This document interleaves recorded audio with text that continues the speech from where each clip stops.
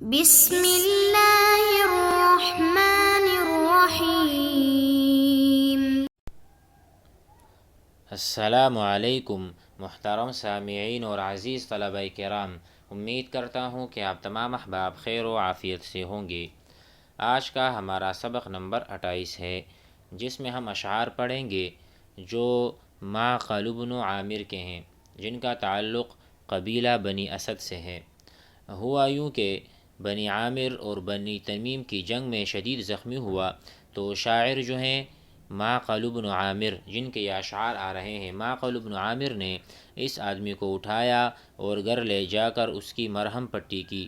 تو شاعر اسی کو بیان کر کے کہتا ہے۔ تو یہ اشعار پڑھتے ہیں، ترجمہ اور تشریح کرتے ہیں۔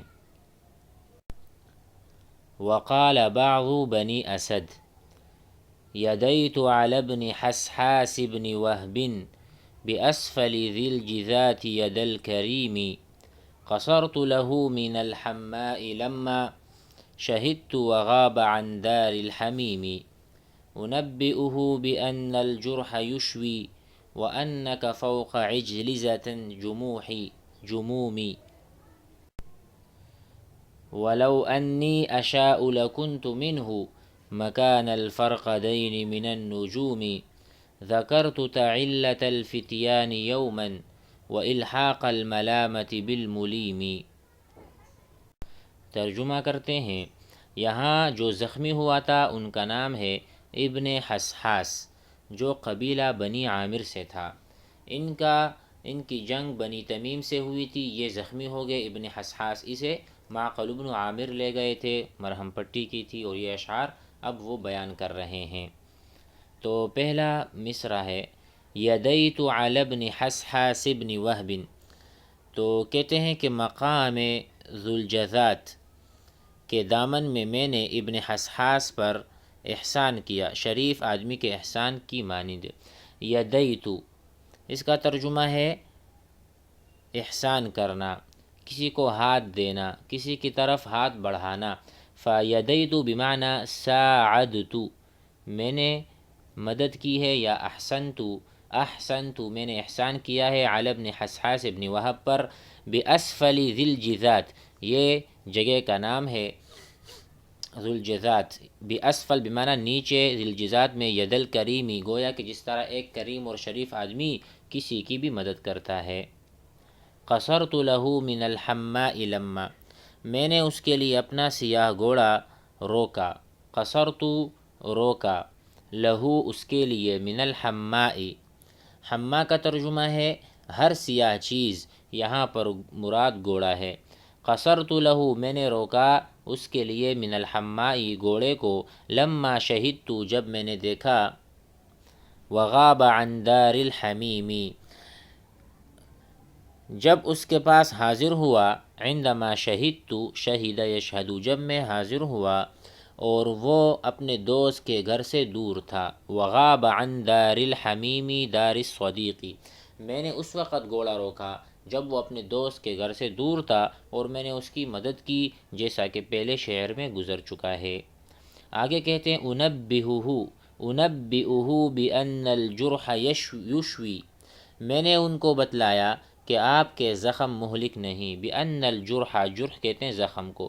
انبئہ بمعنی اخبرہ، میں نے اس کو خبر دی، بان الجرح کے زخم جو ہے، یشوی یہ صحیح ہو جائے گا، پک جائے گا، لیس بمہلک ہلاک کرنے والا زخم نہیں ہے۔ وانک فوق عجلزۃ جمومی، اور بتایا، اور آپ ایک تیز رفتار پے در پے دوڑنے والے گھوڑے پر ہیں، لہذا فکر نہ کریں، جل پہنچ جائیں گے۔ وَأَنَّكَ آپ جو ہیں، فوق اوپر ہیں، عجلزۃ جمومی، عجلزہ کہتے ہیں تیز رفتار طاقتور گھوڑے کو، عجلزہ تیز رفتار طاقتور، اور جموم کہتے ہیں پے در پے دوڑنے والا۔ تو یہ گھوڑے کی صفات بیان کی گئی ہیں۔ آگے ہے وَلَوْ أَنِّي أَشَاءُ لَكُنْتُ مِنْهُ، اگر میں چاہتا تو اس سے اس قدر دور ہو جاتا، مکان الفرقدین، جتنا فرقدین ستارے زمین سے دور ہیں، من النجوم، فرقدین ستارے جتنا کہ ستاروں میں سے دور ہیں زمین سے، یعنی ویسے تو سارے ستارے دور ہیں، نجوم سارے دور ہیں زمین سے، لیکن فرقدین اس سے بھی زیادہ دور ہیں۔ تو اس سے مراد ولو انی، اگر میں چاہتا اس سے دور بھاگتا، اس کی مدد کے لیے نہ آتا، اس کے لیے گھوڑا نہ روکتا، مرہم پٹی نہ کرتا، لکنت منہ، تو میں کر سکتا تھا، لیکن میں نے نہیں کیا۔ ٹھیک ہے، آگے کہتے ہیں ذکرت تعلت الفتیان قوما، لیکن مجھے جوانوں کی ایک دن گپ شپ اور ملامت کا کام کرنے والے کے ساتھ ملامت کا الحاق یاد آ گیا۔ یعنی اس سے مراد کیا ہے پورے شعر سے؟ دیکھو، ذکرت تعلت الفتیان یوما، میں نے گپ شپ والوں کا، جوانوں کا وہ بات مجھے یاد آ گئی، وہ الحاق الملامتی بالملیمی، کہ ملامت کرنے والے پھر ملامت کریں گے وہ جو گپ شپ کرتے ہیں۔ تو اس سے مراد کہ اگر میں دور چلا گیا تو جوان تذکرہ کرتے ہوئے مجھے ملامت کریں گے۔ ذکرت تعلت، میں نے وہ علت یاد کی، مجھے یاد آ گئی، الفتیان، جو لوگ جو شباب ہیں، جو جوان لوگ ہیں، یومن، اس دن کے ڈر سے، وہ الحاق الملامتی، کہ وہ ملامت کریں گے، الحاق کریں گے میرے ساتھ ملامت کو، یا میرے اوپر باتیں کریں گے یا جملے کسیں گے، بالملیمی، کوئی بھی ملامت کرنے والا۔ آگے پڑھتے ہیں مزید۔ وقال شداخ بن يعمر الكناني قاتلي القوم يا خزاع ولا يدخلكم من قتالهم فشلوا القوم أمثالكم لهم شعر في الرأس لا ينشرون إن قتلوا أكلما حاربت خزاعة تحدوني يا تحدوني كأني لأمهم جمل۔ آگے بھی پڑھ لیں۔ وقال الحسين بن الحمام المري تأخرت أستبقي الحياة فلم أجد لنفسي حياة مثل أن أتقدم فلسنا على الأعقاب تدمى كلومنا ولكن على أقدامنا تقطر الدم نفلق هاما من رجال أعزة علينا وهم كانوا أعق وأظلم۔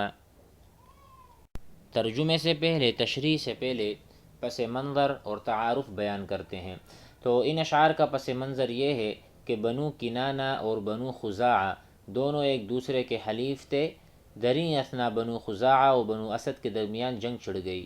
خزاعہ کو شکست ہوئی، خزاعہ نے اپنے حلیف کنانہ کو مدد کے لیے بلایا، لیکن بنو اسد کے خلاف مدد کرنے سے بنو کنانہ نے انکار کر دیا۔ آپس میں حلیف تھے، لیکن بنو اسد کے خلاف بنو کنانہ کھڑے نہیں ہو سکتے تھے۔ شاید ان کے ساتھ بھی کوئی معاہدہ ہوگا کہ ان میں کچھ رشتہ داری بھی تھی۔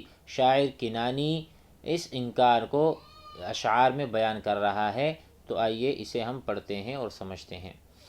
قاتل القوم یا خزاع ولا، اے خزاعہ، اسد سے لڑو اور لڑتے ہوئے تم میں بزدلی نہیں آنی چاہیے۔ قاتلی القوم، قوم سے قتال کرو، اے بنو خزاعہ، یا خزاع، اے خزاع والے، اے بنو خزاعہ، قاتل القوم، قوم سے قتال کرو، ولا يدخلکم، اور تم میں داخل نہ ہو، من قتالہم، ان سے قتال کرتے وقت، فشلوا الجبن والضعف، کمزوری اور بزدلی تم میں سرایت نہ کر جائے، بزدلی اور کمزوری تم میں داخل نہ ہونے پائے، یہ اس کا ترجمہ ہوگا۔ یعنی آپ ڈٹ کے لڑیں، پیچھے نہیں ہٹنا۔ آگے القوم امثالکم لہم شعر، وہ تمہاری ہی مانند ہیں، ان کے سروں پر بھی تمہارے سروں کی طرح بال ہیں۔ دیکھو، القوم امثالکم، وہ قوم جو ہے بنو اسد، وہ تمہاری طرح ہی تو ہے، اے بنو خزاع، لہم شعر، ان کے بھی بال ہیں، فی الراس، سر میں، لا ینشرون ان قتلوا، اور وہ مارے گئے تو دوبارہ زندہ نہیں ہوں گے۔ لا ینشرون، وہ دوبارہ، یعنی ان کا نشر نہیں ہوگا، ان قتلوا، دوبارہ نہیں اٹھیں گے جب تم ان کو قتل کر دو گے۔ اکلما حاربت خزاعۃ تحدونی، کہا کیا جب بھی قوم خزاعہ لڑے گی، اکلما، جب بھی حاربت لڑے گی، خزاعہ قوم، تحدونی، تو مجھے کھینچ کر لے جائے گی، کیا تحدونی، کیا مجھے وہ بنو خزاعہ یہ قوم جو ہے کیا مجھے کھینچ کر لے جائے گی، ساقہ ساقہ یسوقو کسی چیز کو چلانا، ہانکنا، آگے لے کر جانا، جس طرح ہم کہتے ہیں انا اسوق السیارہ، میں گاڑی چلا رہا ہوں، گویا اسے میں لے کر جا رہا ہوں۔ تو کہتے ہیں جب بھی خزاعہ ہم سے لڑے گی کیا وہ مجھے اسیر یا قیدی بنا کر لے جائے گی، کأنی گویا کہ میں لأمہم جملو، کہ میں ان کی ماں کے لیے اونٹ ہوں کہ جب چاہے سوار ہو جائے اور جب چاہے مجھے ہانک دے، ایسا نہیں ہو سکتا۔ تو گویا کہ اپنی شجاعت بیان کر رہے ہیں، کبھی وہ غالب آئیں گے تو کبھی ہم غالب آئیں گے، ہم ان کے چوپائے یا ان کے اونٹ نہیں ہیں، جب چاہیں ہمیں لے جائیں۔ تحدونی تسوقنی کأنی لأمہم، گویا میں ان کی ماں کا اونٹ ہوں، جمل۔ اچھا آگے بھی ہم نے پڑھا ہے تو وقال الحسین بن الحمام المری، یہ شاعر ہیں زمانہ جاہلیت اور اسلام کے، یعنی اس نے زمانہ جاہلیت بھی پایا ہے اور اسلام بھی پایا ہے، اور یہ صحابی بھی ہیں الحسین رضی اللہ عنہ۔ دیکھو مصغر مخضرم صحابی، ٹھیک ہے، حسین مصغر ہے، حسین مخضرم ہے، یعنی دونوں زمانے پائے ہیں، اور یہ پھر بعد میں صحابی بھی بنے ہیں۔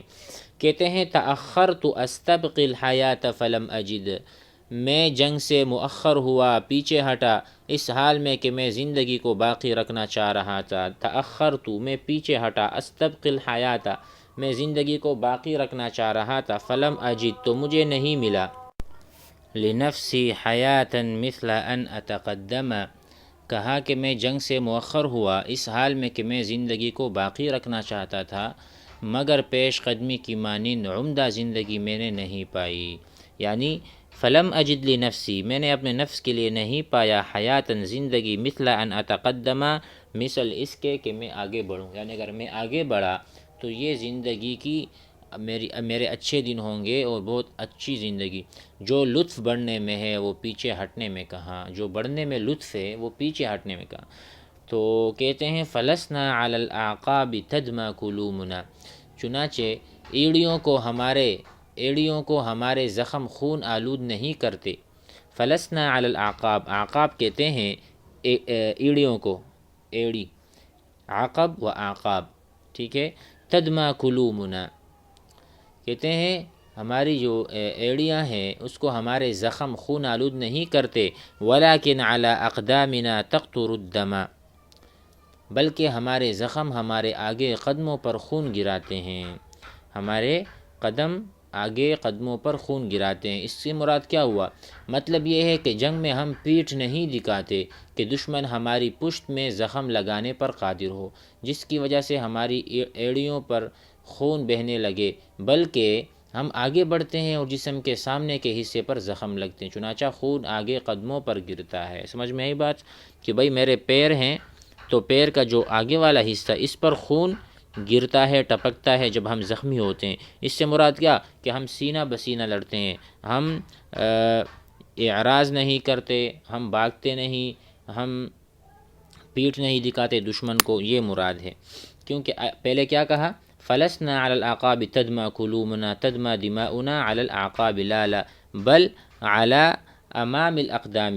آخر میں شعر ہے نفلقها من رجال اعزت، ہم ایسے لوگوں کو کھوپڑیاں بھی پھاڑ دیتے ہیں، علینا اعزت علینا، جو ہمارے لیے بہت عزیز ہیں، آگے کہتے ہیں جو ہمارے لیے عزیز ہوں، وَهُمْ كَانُوا أَعَقَّ وَأَظْلَمَ، جب وہ ظلم و سرکشی کریں تو ہم ان کے بھی سر پاڑ دیتے ہیں۔ نفلق معنی توڑنا، پھاڑنا، چاک کرنا، نفلق ہامن، ہامن کہتے ہیں رأس کو، دیکھو یہاں وَهُوَ الرَّأْسُ، ہم سر کو دو ٹکڑوں میں تقسیم کرتے ہیں، من رجال اعزت علینا، جو لوگ ہمیں زیادہ محبوب ہیں لیکن اس حال میں محبوب نہیں کہ وہ اعق اور اظلم ہو۔ وَهُمْ كَانُوا، اور جب وہ ظالم بن جاتے ہیں، عاق بن جاتے ہیں، نافرمان اور سرکشی پہ اتر آتے ہیں، وہ اظلم زیادہ ظلم کرتے ہیں، پھر ہمیں وہ کچھ نہیں، ہم تو ان کے سر دو ٹکڑے کر دیتے ہیں، یہ مراد ہے یہاں سے۔ کہتے ہیں کہ آن حضرت صلی اللہ علیہ وسلم نے یہ شعر بطور تمثیل غزوہ بدر میں بھی پڑھا تھا، نفلقها من رجال اعزت علینا وهم كانوا اعق واظلم۔ امید ہے آج کا سبق بھی آپ حضرات کو سمجھ میں آ گیا ہوگا۔